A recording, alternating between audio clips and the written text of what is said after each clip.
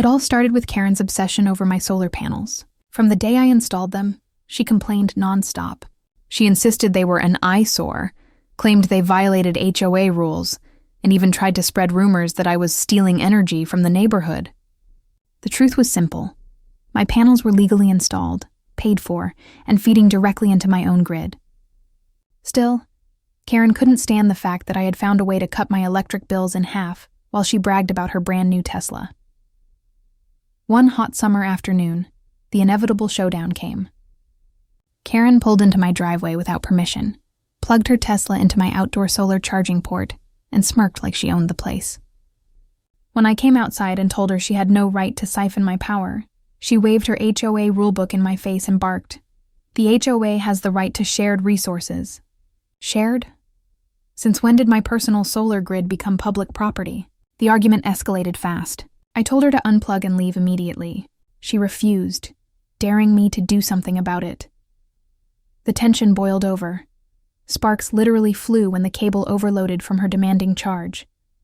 Smoke rose, and before anyone could react, flames burst from the Tesla's charging port. I grabbed my extinguisher and did everything I could, but the fire caught quickly. Within minutes, her shiny electric car was scorched beyond saving.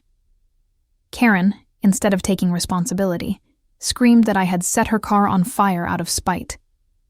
She stormed off, shrieking about lawsuits and vengeance. Not long after, flashing lights lit up the street.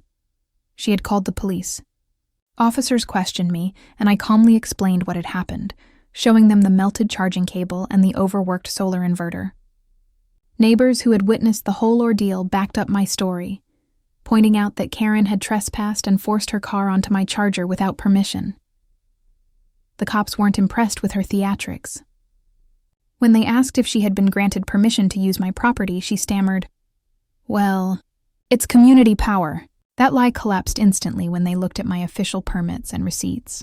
In the end, the police wrote up the incident, reminding Karen that trespassing and illegal use of private property could easily land her in court. Karen's Tesla was gone.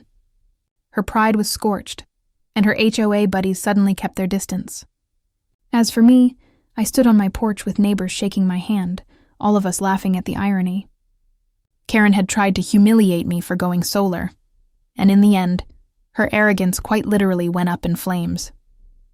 The HOA learned something important that day. If you mess with someone who does things the right way, don't be surprised when karma comes charging back twice as hard.